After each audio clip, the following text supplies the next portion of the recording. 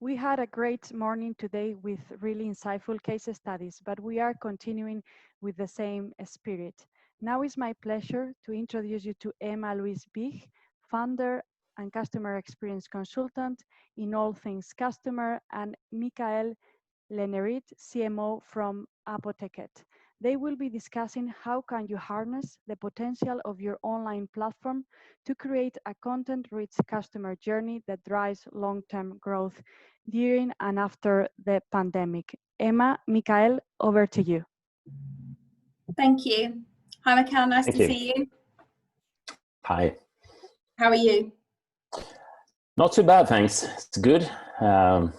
Being good at this, doing this, all the digital stuff, all the meetings online. Oh yeah, interesting, isn't it? It comes with its challenges, yes. But it's good. It's good. So I thought maybe to start, if you could just tell us a little bit about you and about the business. Certainly, yes. My background is really from software development. I worked as a software designer for about 10 years for companies like Ericsson and also small startups. And then I moved into more cognitive science and looked into the usability and user experience back in the 90s and early 2000s. Yeah. And we had a few startups. We're running our own business, 3 different startups in online gaming and app advertising and so forth. Then I moved in more to bigger companies like Samsung. I was working 5 years with marketing and marketing innovation, trying to find new ways how to market the products of Samsung. And finally, I ended up in Apoteket, where I am today. And I'm the CMO of Apoteket, looking into basically marketing, of course, e-commerce, our customer loyalty program, our communications and PA and that kind of stuff. Okay, interesting. Quite a varied background as well. Yes. Yeah. So your business, you've got around 400 stores, and although you had an online presence prior to coronavirus, most of the purchasing was done within the physical store. So how did that change? Yes, changed quite much actually. Apoteket is really the leading pharmacy chain in Sweden. We got, as you mentioned, 400 stores and we got 620 representatives. So we got a fairly good physical presence and coverage throughout Sweden. But we actually started off with e-commerce back in the year 2000. So it's basically 20 years now, but it was kind of a slow start. Yeah. The consumers weren't really online, right? And slowly the company moved into a more mature state when it comes to consumer behavior, and more people were actually doing their purchases online. And of course, our products, at least a big chunk of them, are quite suitable for online shopping. They are quite small and they are quite easy to deliver, and they are not so fragile, or sometimes they are, but most cases they are not a problem. And we could see in the year, end of last year, we had about just shy of 15% of the volume was online pre-corona then, and then we went into this pandemic period, and we can see a big jump up to 25, actually more, 27% we can face now of the total business in terms of volume is going through the online channel. So it's been a big shift. Yeah. And what about your team? So you've got around 3,500 people, so there's a lot of people within the business. How did they adapt to moving to e-commerce? Well, again, most of those 3,500 people are working obviously in the physical stores. Mm-hmm. And partly because we can see also kind of a behavior of stockpiling in the first phase. Everybody was running to the pharmacies and looking for different kind of it could be hand sanitizers and analgesic and febrifugal and that kind of stuff. And we can see in the later part of the period, people start, well, not visiting the pharmacies. We have a perhaps 30% drop of traffic, in some cases even more, 50%. But in the same time, people were moving online, and we could see about like a factor of 3 increase in orders online. And there's a total manual process when it comes to preparing your order. If you're ordering prescribed medications, either in the store or in the online channel, it's exactly the same process, because it's due to legal reasons. So there's a lot of people that need to actually take care of the orders. And then all of a sudden we had quite a few pharmacists that were free or not fully occupied in stores, so we can shift the volumes from our call center, which normally are handling all these orders online, and we shifted the orders to the different stores throughout Sweden where they happen to have some overcapacity. So we could balancing that in a quite good way, actually. Okay, so you were able to offer your customers the ability to speak to a pharmacist remotely? Yes, either through the normal good old telephone, of course, but you got emails and chat and that kind of channels to work with. And you can see a massive increase in those channels, because sometimes you would like to discuss with the pharmacist, obviously, have recommendations or whatever it is related to your medication. Yeah. So we needed to have that as well. And we could also route those calls to the local pharmacists. So again, if we got over capacity in the stores, we can handle those calls distributed throughout the store network. Brilliant. Okay. And how did you find consumer behaviour change during this time? Yeah, it was a kind of an interesting development. We've seen, obviously there were some recommendations from government in terms of elderly people like 65 or older shouldn't be out and visiting pharmacies or the daily shopping or whatever they're doing, and they need to be isolated. And then of course they still need their medications, so they are turned into the online channel, of course. And we is really our biggest segment of customers now. It's been a massive increase of 65 plus, and also of course there are 50% of all the people 65 or older is actually taking on average 5 different medications. So it's high consumers, if you like, in this area. And that's the prescriptions only, but they also buy additional stuff that could be whatever they need to keep them healthy. And what about products? Did you, was there high demand in particular products at this time? I can imagine, hand sanitizers and things like that. How did you cope with those? Yes, you could say it was a bit of different phases where people were asking for different products. First, we could actually see kind of stockpile behavior of analgesic and febrifugal and that kind of medications. We could also, in the same time, see that people were stockpiling their prescriptions, prescribed medications, because it was a big concern on European or global level that actually we're not going to have the supply of different medications due to pandemic and close of border and so forth. So we could see the stockpiling behavior, and the government actually applied some rules, so you're not allowed to order more than 90 days of consumption. So you can't get one year of consumption, 2 years of consumption on your prescriptions. So we have to double check that, of course. But also you can see the hand sanitizer and soap and disposable gloves. Again, that's related to protect yourself from catching disease. It was a big demand, and it still is actually.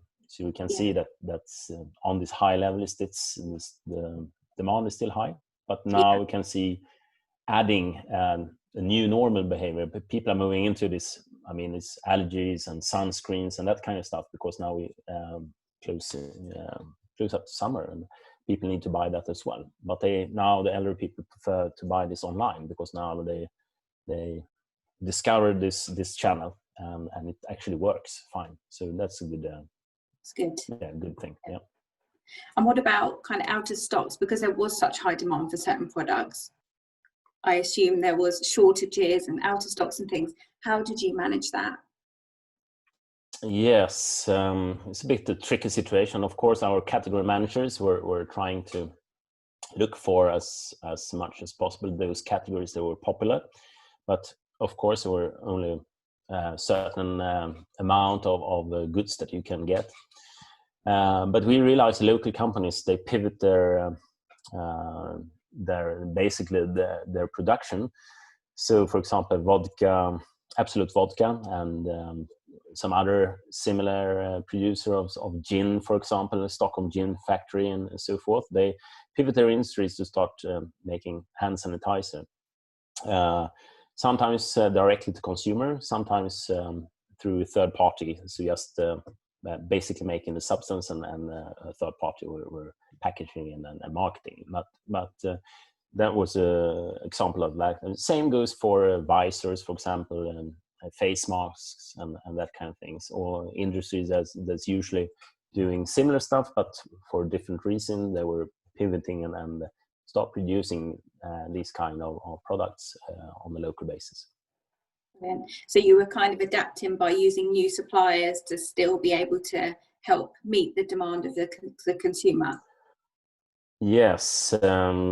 So if you ask me for half year before this, and if we're going to have a gin supplier and selling the stuff they're producing, I probably said no, I don't think so. But yeah, I would have agreed with you. Yeah, it's clever. Yes, it was clever pivoting. Yeah.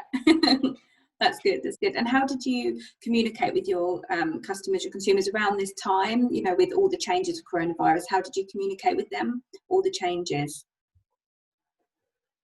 Yes, we got we kind of lucky in that sense, because we got such strong own channels. We got again all our stores, 400 and stores. We got digital screens in these stores. We got representatives, also some of those we got digital screens as well, so we can actually control the message on the screens and communicate whatever we like. We got a loyalty program, got 2.7 million members, which we got SMS or email possibility to send out different messages. We can segment, of course, if we need to differ the messages for different consumer groups. Also our website, we normally have about 2 million sessions monthly. Now we got basically 4.5 million sessions monthly. So it's massive traffic. Also we got our app is 1.5 million downloads, so we can use that for push notifications and also other kind of messages and notifications we can do inside the app. Also government, we're doing broad campaigns, and we were part of that. So through TV, for example, or radio and that kind of broad channels. So that's what we're mainly doing. Brilliant. And earlier this year, you became part owner in the digital healthcare provider Doctor24. Therefore, now you can actually offer a service for the antibody testing, which is obviously great. I'm sure there's demand for that. It's, you know, people want to know. So how is this going? Yeah, obviously it's been massive demand. We just launched this, and we started off with the 3 different pharmacies in Stockholm, Gothenburg, and Malmö, but we now adding 30 more units. So it's you need to schedule time. So all the available slots were within an hour they were gone. So we are constantly adding more and more. So it's been a massive demand, and as you say, people would like to know if they got an antibody or not. Yeah, brilliant. And what do you think other retailers could change in their e-commerce model to optimize their digital channels and stay ahead of the competition? Well, it's probably you need to understand your consumers and the consumers' needs and behavior. So I guess it depends depending on which business you are in, but you can see some great examples here from the stuff I mentioned, like Absolut Vodka. That when they start, well, obviously they're selling vodka to restaurants, for example, but not so many people are coming to restaurants, so you can see your consumption is going down and your business is going bad. But if you can see, well, here's another opportunity, you can pivot your business and start doing, well, make your product used for different reasons. Obviously, this is not online, but that's kind of the principle you need to understand. And again, now we can see that at least online for the elderly people, they're starting now to really discover the online. So we got a massive increase, many 100% of increase in the plus 65 segment. But interestingly enough, we also got young male, like 18 to 30, also skyrocketed in I don't really know why, but they seem to like our brand. And that's the important thing, learning to understand why they're turning to us in these times. Since Apoteket, we've been around, we're for quite some time, and we got high trustworthiness, and people are confident in the stuff we're doing is good, and we got our quality assurance process and so forth. Perhaps that's in younger age groups matters. If you look on Generation Z, for example, sustainability and those kind of questions are quite important. So I guess you need to do your homework in terms of understanding the consumers, and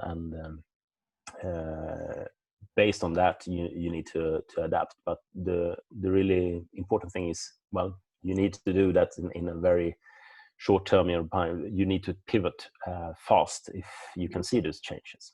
So that's the agile perspective is obviously important. Do you think some of that growth could be, obviously, we haven't really spoken about that, but I know that you expanded your delivery options, much further than the reach that you had prior. Do you think some of that could have been this new customer base that you weren't able to reach in the same way as that you are able to now could have been, helping towards that? Yes, obviously. Well, home delivery is a big thing, and we are not that well developed when it comes to home delivery. But we, before this pandemic crisis, we had home delivery in Stockholm, Gothenburg, and Malmö. But it's actually express deliveries. You can get your goods within 2 hours from when you order it. But that's in the major parts of the city. But in the outskirts of the city or in the smaller cities, like 20 medium-sized cities in Sweden, we added local delivery from the local pharmacies and home deliveries. So we just roll out the same model we had in the bigger cities to the smaller pharmacies. The problem is that our assortment in the e-commerce channel is way bigger than is on local pharmacies. So some of the stuff you order from the online shop is not in stock in the smaller pharmacies. But then we need to understand we need to have kind of the bigger pharmacies in the smaller cities. We need to add many products to those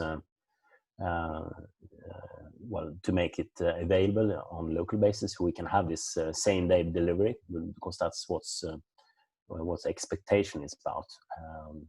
If you order in the morning, you can have it in the afternoon, home delivery. And this, obviously, we wouldn't have done this if it wasn't for the big demand we could see here. And this is again, it's been skyrocketing in this service. So it's a must. I mean, the consumers are asking for this. So if we don't deliver this service, the consumers will go to our competitors instead. Yeah. And we touched on, customer behaviour earlier in the conversation. But what do you think businesses need to do to gain a better understanding of their customers' online behaviour? Yes.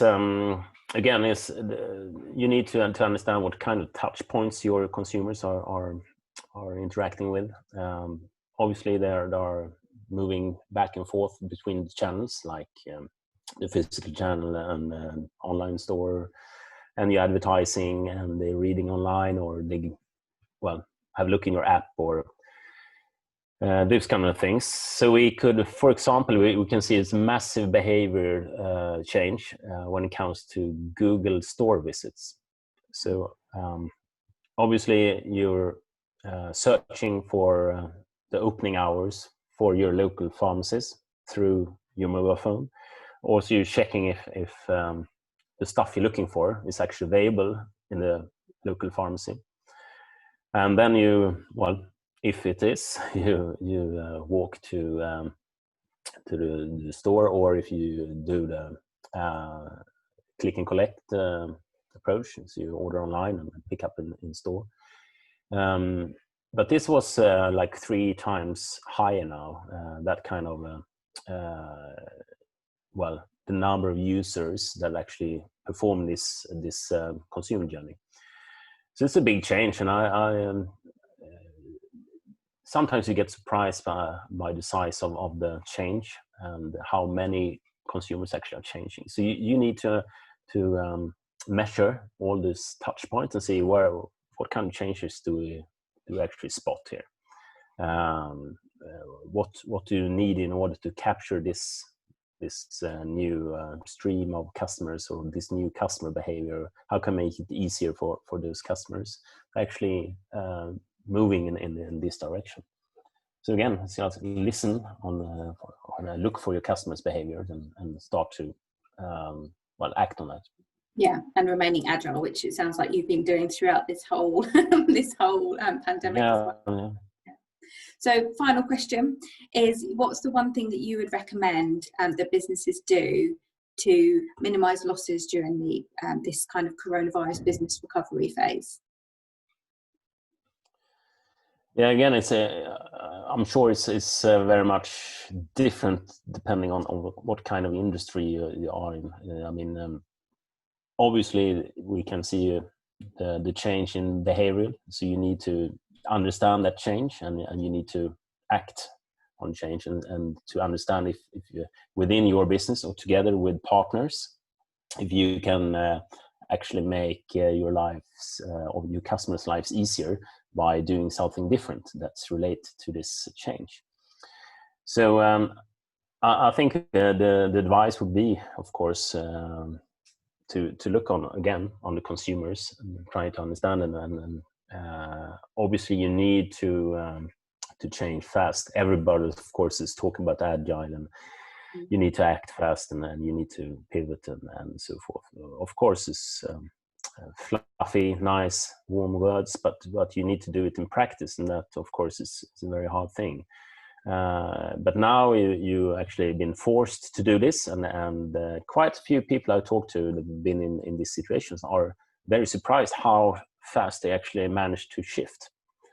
In prior this, people say, oh, it's a very slow process, we can't change that fast and so forth. But now we can actually see many good examples of this, that companies that are used to be slow, at least they perceive themselves as slow, they change pretty fast actually.